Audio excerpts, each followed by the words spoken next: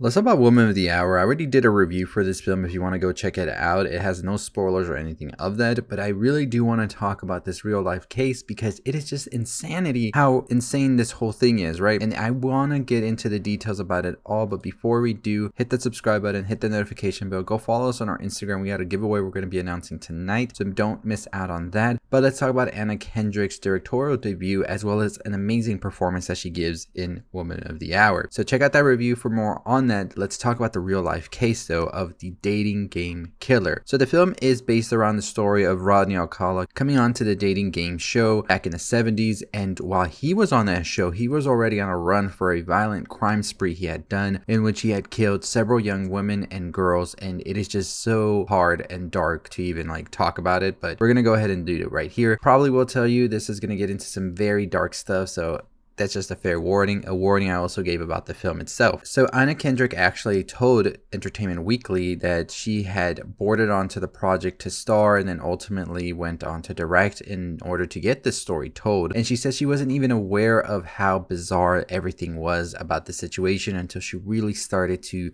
dig deep into it. She went on to say, really what we've heard is once upon a time there was a very violent, dangerous murderer who went on the dating game. But once I signed on to direct and I got to dive into some research and make tweaks, to me, the fact that he went on a dating game is the least interesting part of the story. And so let's talk about what exactly happened in Woman of the Hour. So in 1978, Woman of the Hour sees Cheryl Bradshaw, who was played by Anna Kendrick, selected to be a contestant on the dating game. In this gaming show, she has to pick between 3 eligible bachelors to accompany her on a date. She can't see them, she can only talk to them and ask them questions, so it's all basically based on personality, you could say. Now, the thing about it was that Alcala was actually one of the bachelors that Cheryl had to choose from, and unbeknownst to her, the audience, the host, and everybody involved in this, he was already on the run for a violent crime he actually went to jail for, and he also had been committing some crimes beforehand. So it's crazy to think that Rodney Alcala was on this show competing for a date with a woman, and he was pretty much showcased to the audience while he was on the run for a violent crime spree on all these young women,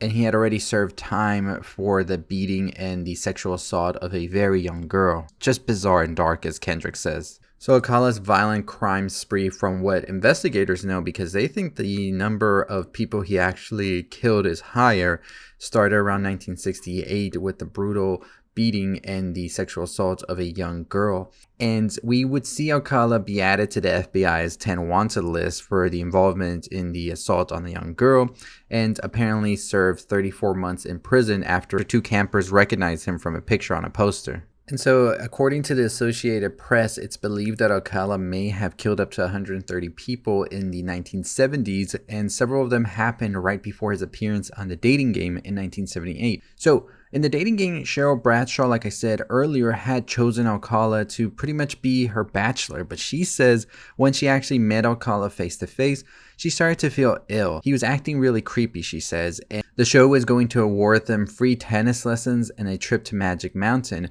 but Alcala suggested meeting her the next day, which she turned down the offer. She says, I didn't want to see him again, and apparently some other people felt very weirded out by his presence. Producer Ellen Metzger remembers getting a phone call from Bradshaw where she was saying she didn't want to go on the date anymore, and this is what she told 2020. She said, Ellen, I can't go out with this guy. There's weird vibes that are coming off from him. He's very strange. I am not comfortable. Is I going to be a problem? And of course, I said no. According to Metzger's, her own husband, who is an executive producer, Mike Metzger, also had an odd feeling about Alcala during the casting process. Says, no darn way was this guy going to be on my show because I thought he had a strange personality. He had a mystique about him that I found uncomfortable. But of course, Alcala ultimately did go on the show, and the thing about it was that apparently there wasn't a background check or anything, and Alcala also was going around taking on different personalities and all of this throughout, and ultimately Rodney Alcala was taken into prison on July 24th, 1979, after they were tipped off from his own parole officer seeing a drawing of him. And this is what pretty much led to his arrest. There were several times where he wanted to get this overturned, and we pretty much saw that they kept finding new evidence, so he was locked away and he was on death row.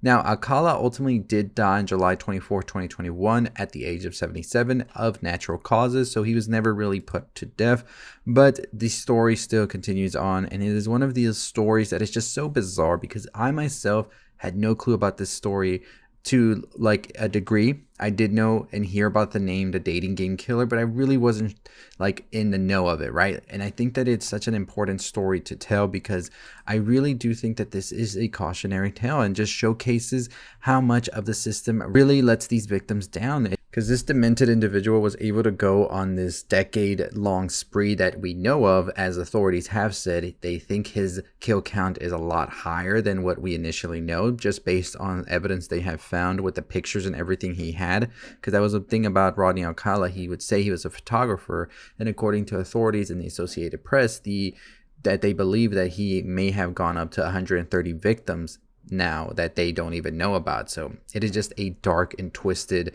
story here.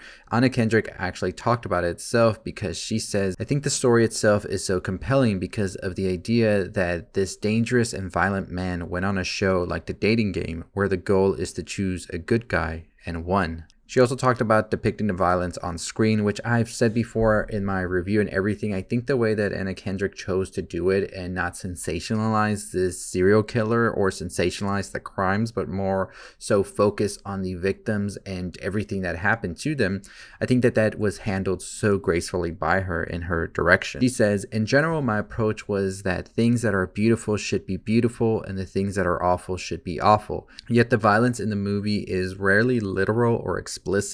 I wanted to be removed from the violence without sanitizing it. So overall, it is just a very dark and just bizarre case that the dating game killer was. Rodney Alcala took away these people's lives and destroyed their families, and I think that is definitely something that should be talked about and something that people need to know. And just the system that we are in not really being there for these victims is just sad to think about, but I don't know. Overall, I think Anna Kendrick did a great job with this story and the way she told it, and I just want to talk about the real life case because myself included, I was baffled by the end of the movie with the information I learned after researching this topic, and just wanted to talk about it with y'all because if you've watched the movie and everything, I think it's something that you definitely want to talk about as well. So very, very disturbing, very dark, and I hope that the victims and the families and everybody involved in here can find some sort of peace in the future, or if they have already. But let me know what you think about this story, and yeah, just want to fun and talk about it because I think that this is one of the best movies of the year, and I think that the performances and the direction are great. So anyways, as always, make sure you follow us for more on pop culture and all of that. I'll see all of you next time. Stay safe, stay positive.